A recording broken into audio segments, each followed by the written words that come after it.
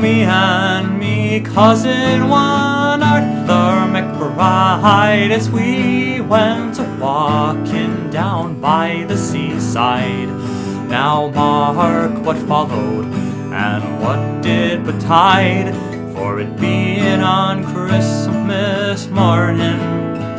Out for recreation we went on a tramp, and we met Sergeant Napper and Corporal Cramp, and the little wee drummer intending to camp, for the day being pleasant and charming.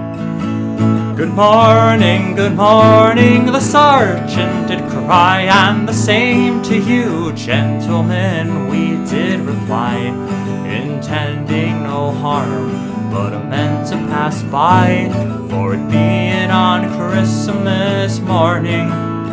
But he says, my fine fellows, if you will enlist, it's 10 guineas in gold I will slip in your fist, and a crown in the bargain for to kick up the dust and drink the king's health in the morning.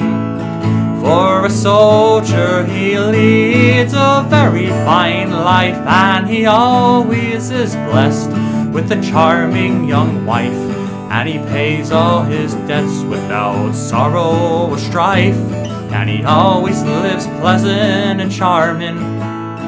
And a soldier he always is decent and clean, in the finest of clothing he's constantly seen, while other poor fellows go dirty and mean, and sup on thin gruel in the morning. But says Arthur, I wouldn't be proud of your clothes, for you've only the length of them, as I suppose, and you dare not change for one night if you know, if you do you'll be flogged in the morning. And although that we are single and free, we take great delight in our own company, and we have no desire strange faces to see, although that your offers are charming.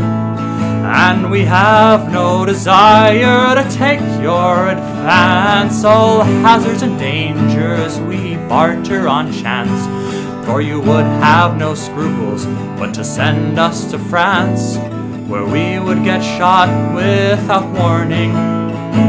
Oh, now, says the sergeant, I'll have no such chat, and I neither will take it from spalpeen or brat, for if you insult me with one other word, I'll cut off your heads in the morning.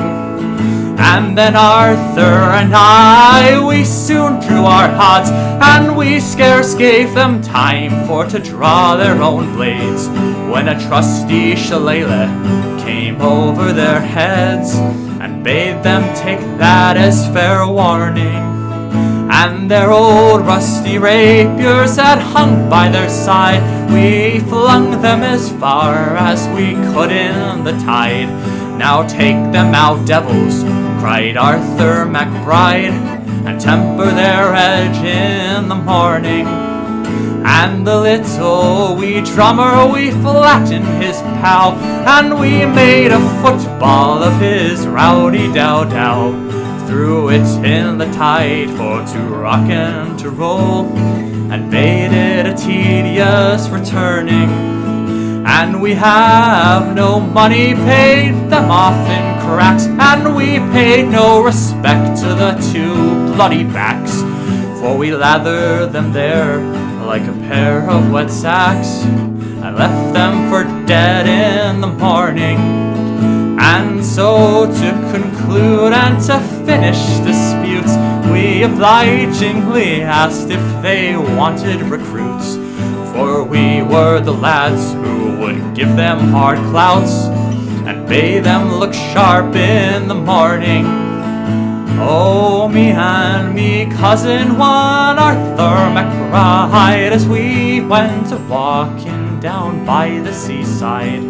Now mark what followed and what did betide, for it being singing on Christmas morn.